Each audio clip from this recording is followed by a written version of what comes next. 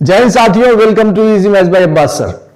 हिंदी के सब्जेक्ट में आपका स्वर चल चुका है। स्वर के 2 वीडियो आपके यूट्यूब चैनल पे फेंक दिया गया। Easy maths by Abbas sir को सर्च करेंगे यूट्यूब पे और स्वर के बारे में जानकारी लेते रहेंगे। आज आपका चलेगा व्यंजन। व्यंजन के बारे में आपको विस्तार से बताया गया था कि व्यंजन आपके 33 प्रकार के होते हैं। सॉरी, व्यंजन आपके 33 होते हैं। व्यंजन कितने होते हैं? 33। पहली जानकारी आपको यह रखना है कि व्यंजन 33 होते हैं। स्वर कितने होते हैं? स्वर कितने होते हैं? 11। इसके बारे में अगर आपको जानकारी लेना है तो अगला, इसके पहले जो वीडियो डाला गया था यूट्यूब पे, उसको जाके देख लेंगे। व्यंजन 33 प्रकार के होते हैं। व्यंजन होता क्या है? व्यंजन के बारे में यह है कि जिन वर्ण स्वर के साथ बोले जाते हैं, जो वर्ण स्वर के साथ बोले जाते हैं। अब स्वर के साथ कौन कौन से वर्ण बोले जाते हैं? का से लेकर ज्ञा तक, यशरा तक, ये सारे व्यंजन हैं और ये सभी के साथ आ जो है छिपा रहता है। बिना आके ये व्यंजन नहीं बन सकते। बिना आके ये व्यंजन नहीं बन सकते। व्यंजन टोटल 4 प्रकार के होते हैं। दूसरी जानकारी, व्यंजन टोटल 4 प्रकार के होते हैं। पहला स्पर्श व्यंजन, अंतस्थ व्यंजन, ऊष्म व्यंजन, संयुक्त व्यंजन। फिर से सुनिए, स्पर्श व्यंजन, अंतस्थ व्यंजन, ऊष्म व्यंजन, संयुक्त व्यंजन। अब इसके बारे में आपको बस इतना हम बता सकते हैं भैया, इतना ही बता सकते हैं कि स्पर्श व्यंजन टोटल 25 होते हैं। वीडियो पे बने रहेंगे, वीडियो को छोड़ के भागेंगे नहीं। वीडियो पे अगर आप बने रहेंगे तो आपको मैं गारंटी दे रहा हूं कि आपको ये व्यंजन दोबारा पढ़ने की जरूरत नहीं पड़ेगी। बहुत ही इजी ट्रिक से पढ़ाएंगे। उसमें स्पर्श व्यंजन आपके 25 होते हैं। अंतस्थ व्यंजन, बाकी सारे व्यंजन 4 प्रकार के होते हैं। पहली जानकारी आपको ये याद रखना, ये पॉइंट भी आपको याद रखना है। 4 प्रकार के व्यंजन, स्पर्श, अंतस्थ, ऊष्म, संयुक्त। पहला 25, बाकी 3 4। एक जो व्यंजन होता है इसको उच्छिप्त, तलबिंदु, द्विपृष्ठ, द्विगु, ताड़नजात। ये होता क्या है? टा ठा डा, टा ठा डा। डा जो इसको बनाते हैं, जब इसके साथ नीचे बिंदु लग जाता है तो ये ड़ा बन जाता है।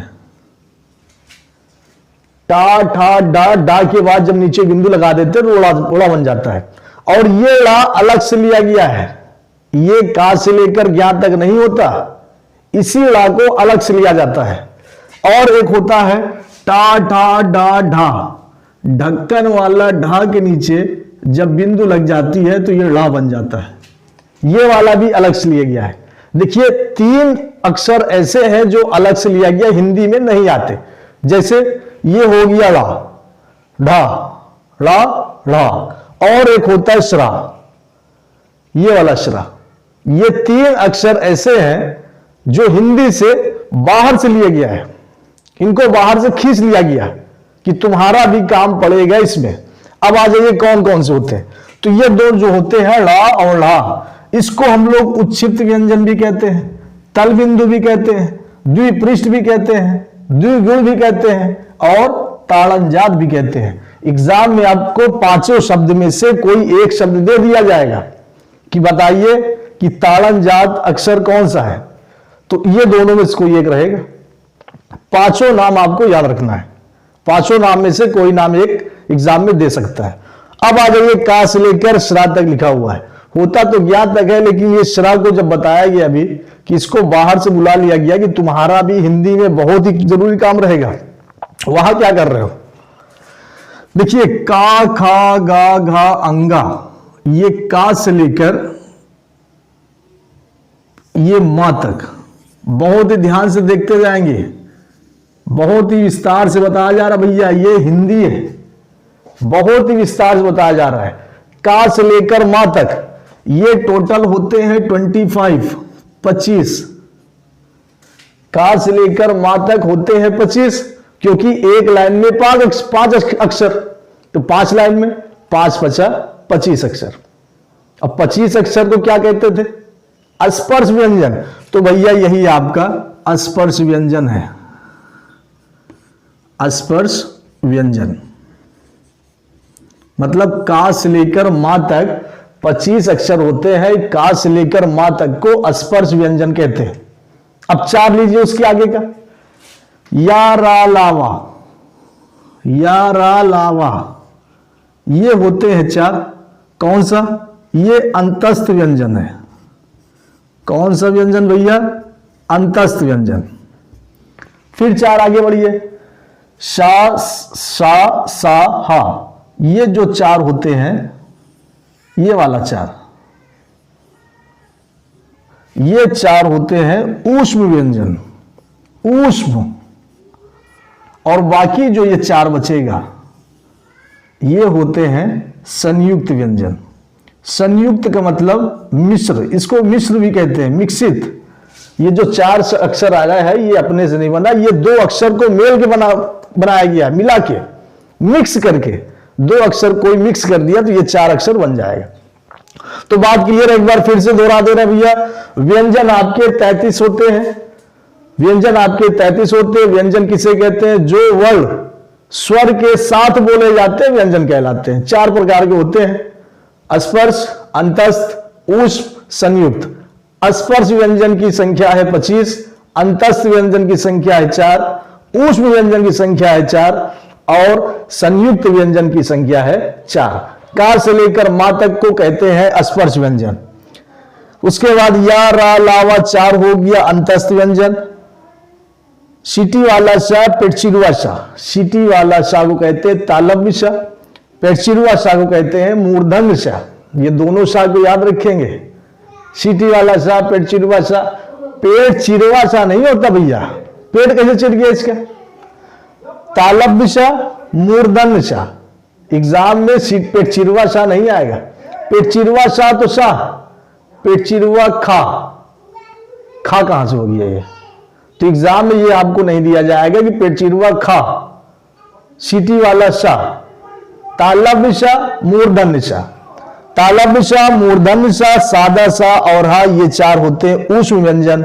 और जो छतरी वाला शाह, त्रा, ज्ञा और श्रा, ये होते हैं संयुक्त व्यंजन। संयुक्त को कहते हैं मिश्रित व्यंजन। नोट डाउन कर लेंगे। बात अभी चल रही थी संयुक्त व्यंजन की, तो संयुक्त व्यंजन होते हैं 4, छा, त्रा, ज्ञा और श्रा। लेकिन अब यहां पे सवाल ये पैदा होता है कि ये चारों किस किस अक्षर से मिलके बने हैं। जो छतरी वाला छा है, जो छतरी वाला छा है, ये बना है आधा का से और पेटचिरुआ शाह से, सॉरी मूर्धन्य शाह से। देखिए हमारी भी आदत बचपन से पड़ी है, इसलिए हम पेटचिरुआ शाह कहते हैं। लेकिन इसका असली नाम जो है, भाई बुरा मत मानना, इसका असली नाम मूर्धन्य शाह है। छतरी वाला छा आधा का और मूर्धन्य शाह से मिलके बना है, इसलिए इसको इंग्लिश में, छतरी वाला छा के लिए इंग्लिश में देखिए का के लिए होता है के, मूर्धन्य शाह के लिए होता है SH, तो KSH इसी से मिलके बना, इसलिए छतरी वाला छा के लिए KSH होता है। त्रा, ये तो नाम ही से मालूम चल रहा है, ता और रा, त्रा। ज्ञा, ज्ञा के बारे में आपको भरपूर जानकारी होनी चाहिए। ज्ञा में आप लोग गलती करते हैं। जो ये ज्ञा बना है, ये 2 अक्षर से मिलके बना है। एक तो आपका आधा जा से, ये हलंत भैया, ये हलंत जिस अक्षर के नीचे लग जाता है उसका मतलब वो आधा है। और इया से, का, खा, गा, घा, इया, ज्ञा जो बना है वो आधा जा से और इया से बना है। और ये श्रा तो नाम ही से मालूम चल रहा है कि ये तालव्य शाह से और रा से, श्रा से, ये श्रा। और श्रा ऐसे लिखा जाता है, जब भी आपको तालव्य शाह में रा को लगाना है तो ऐसे लग जाएगा श्रा। अब देखिए एक जानकारी और लीजिए।